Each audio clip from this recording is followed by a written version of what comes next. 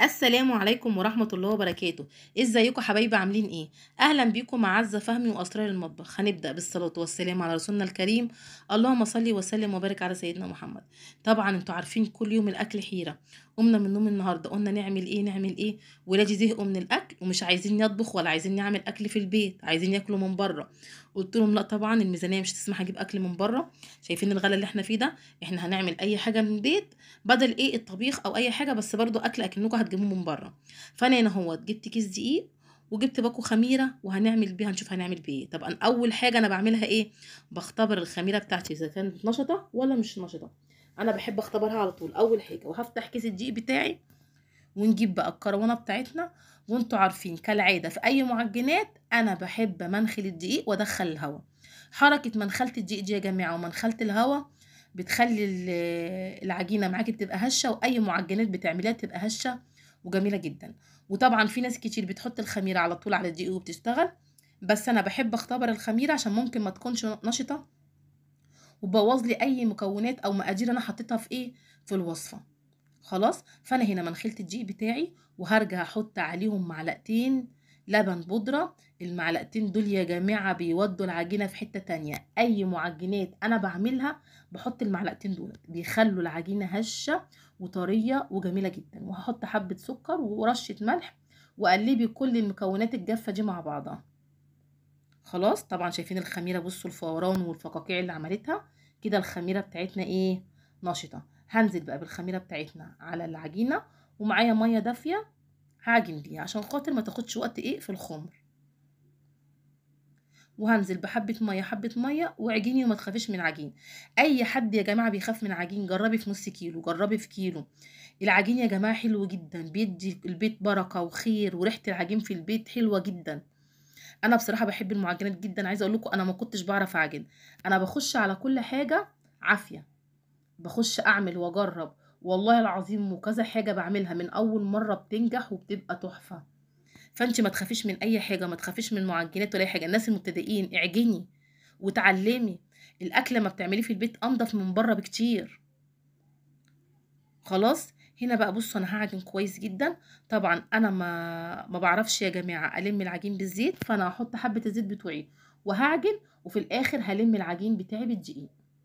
اما بحط الزيت على العجينه بتاعتي بحس ان هي بتقطع، فانا بخلي حبه دقيق في الاخر برشرشهم كده بلم بيهم العجينه بتاعتي. بتتلم وبتبقى تحفه وناعمه، ولما بتخمر بتبقى ناجحه وجميله جدا. خلاص، زي ما انتوا شايفين بصوا الكروانه ما فيهاش عجين ازاي. اي نعم هي فيها نسبه تلزيق، مش مشكله. انا هحط في قعر الكروانه حبه زيت، وفوق وش العجينه حبه زيت، وهنسيبها ايه، نغطيها بقى بستريتش او بكيس نايلو عندك وتسيبها تخمر. وكمان حبه زيت كده فوق الوش عشان ما تنشفش وتساعد على الخم وما تلزقش في الراب ستريتش. وزي ما قلت لك عندك بقى راب ستريتش، عندك كيس تحطيه. ساعات ببقى مثلا عندي كيس كبير اروح حاطه الكروانه كلها في الكيس. ما عنديش الراب ستريتش كده بحطه كده بقى على اتنين كده اهوت، واقفله كويس وغطي بقى بمصليه بفوطه باي حاجه تقيله كده اهوت، وحطيها في مكان دافي مش هتاخد وقت، وخصوصا احنا في وقت حر ما بتاخدش وقت في الخمر.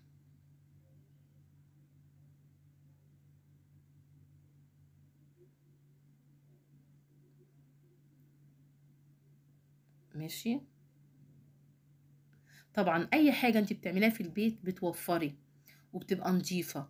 ويعني انا الحمد لله رب العالمين كل حاجه دلوقتي بعملها ولادي في البيت، حتى لما بخرج اي سندوتشات شاورما كبده كفته صدق كل حاجه بعملها في البيت. عملت العيش الشامي يا جماعه في فيديو قبل كده كان تحفه، اللي عايز يخش يشوف النتيجه كانت هايله. خلاص، انا هنا معايا صدق ومعايا بصل وطماطم وفلفل، فانا هنا معايا بصلايه مش هكتر. خلاص، هنقطع بقى البصل ده بتاعنا كده ايه، سمسم زي ما انتوا شايفين كده.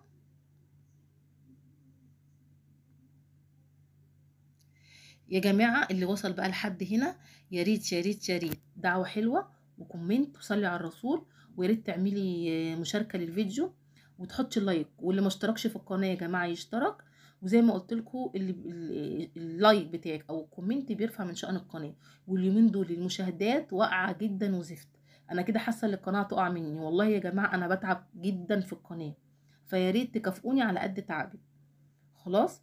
فربنا يجبر بخاطرك ويريح بالك ويصلح احوالك ويفرح قلبك اللي هتحطي لايك وكومنت دلوقتي وتشتركي في القناه.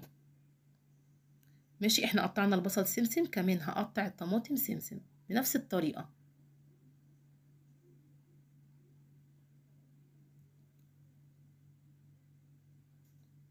كل حاجه هقطعها سمسم، بس الفلفل مش هقطعه سمسم.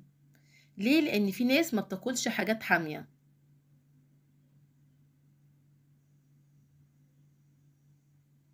طبعا البصل والطماطم والفلفل الكميه حسب ما انت عايزه. انا بحاول ما اكترش عشان ما اغطيش على طعم الصدوق.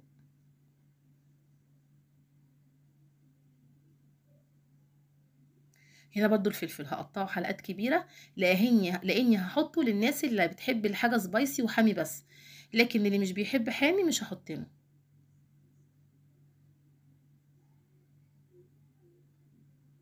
بس بصراحه الحاجه الحاميه، والله العظيم يا جماعه الفلفل ده مفيد للقلب جدا، وبيخلي طعم الاكل تحفه. انا بصراحه بحب اكل فلفل جنب كل حاجه سواء مقلي او اخضر. لو هتتابعي فيديوهاتي هتلاقيني على طول كل حاجه فيها فلفل. ماشي. والصدق ده يا جماعه صدق بسطرمه مش صدق جزار. جايباه من مكان موثوق منه طبعا، وكله بسطرمه وصدق كان حلو جدا. فالكميه دي نص كيلو. حاول لما تجيبي صدق البسطرمه لازم يكون ناشف، لما بيكون طري بيوزن معاكي. هقطع برضو الكميه دي كلها. خلاص. طبعا انا قطعت الصدق وكل حاجتي حضرتها. يلا بينا نقطع العجين. بصوا اللهم بارك، شايفين العجين خمر ازاي؟ يا سلام على الجمال ويا سلام على ايدي الجميله. بصوا والله العظيم العجين بركه، وبحب العجين جدا في البيت. بصوا بقى كده، طلعي الهوا كده من العجين ولوتيه كده. ها، وقطعي بقى كده كور على قد بعضها. لو انتي بتحبي العجينه كده مليانه كده هوت وطريه كده وهشه، كبريها. عايزاها تبقى زي الورقه كده هوت والعجينه مش كبيره، ما تكبرهاش. هنقطع كده الكرات بتاعتنا على السريع. واهم حاجه ما تيجي تقلبي العجينه على الرخامه بتدهني الرخامه زيت، او تقطعي كور لاي حاجه سواء اي معجنات بتعمليها، يا بتدهني زيت يا بتحطي ايه دقيق. الزيت والدقيق بيخلي الحاجه ما تلزقش. هنقطع الكميه بتاعتنا كلها. بصوا شايفين دي ايه الكرات اللي انا قطعتها، بس مش متذكره بصراحه كام كوره.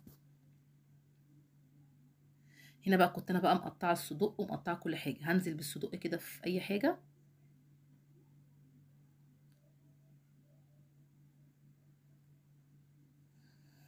والطماطم مش هنزل بالفلفل. طبعا اليومين دول الطماطم شادة حيلها علينا، معرفش رايحة فين. عشرينات و18 و22، مش عارفة رايحة فين. ربنا يرحمنا. والبصل والبطاطس، حاسة ان الخضار بقى أغلى من الفاكهة وحياة ربنا. ربنا يرحمنا برحمته ويقوي صحبات العيال بصراحة، اللي عنده 4 و5 ربنا يقويهم. ونزلت بقى بالطماطم والبصل بتاعي على الصدق، وهنزل بحبة ملح وفلفل اسود وحبة كمون صغيرين، ومش هحط ايه الفلفل. وهقلب بقى ايه حبه المكونات شبه بعض ومش هكتر، يعني عشان خاطر الصدوق ساعات بيبقى فيه ايه بهارات. والفلفل اللي بقول لكم هو على جنب.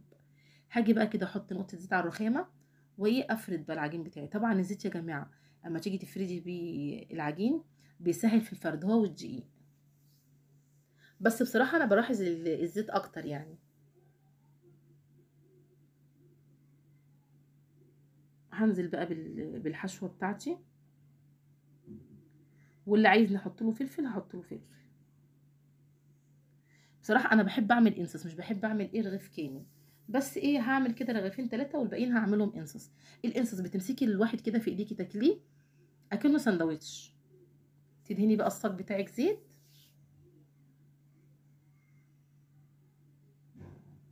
وتشيلي كده إيه الرغيف بتاعك تحطيه فيه. هنعمل واحد تاني وتشوفوه.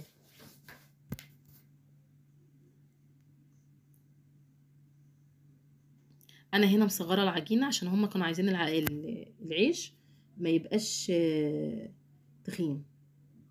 لكن أنا بصراحة بحب العيش تخين كده وملحم. وحماتي الله يرحمها كانت تيجي عندي تقول لي أنا عايزاكي تعملي لي عيش باللحمه من العيش الملحم بتاعك التخين الطري دوت. كنت احب اعمله لها، الله يرحمها يا رب. فزي ما انتم شايفين، بصوا انا بعمل انسس اهو. عايزه بقى تحطي جبنه موتزاريلا من جوه، عايزه تعملي من فوق وش بيتزا، عايزه تحطي كده. فده تغيير بقى عن الطبيخ والسمك والرز والمكرونات وكده. او تغيير، يعني بدل ما كانوا هيروحوا يشتروا عيش بصدق من بره او عيش بلحمه او اي سندوتشات، اهو ده كده تغيير وانضف ما تشتري الحاجه من بره.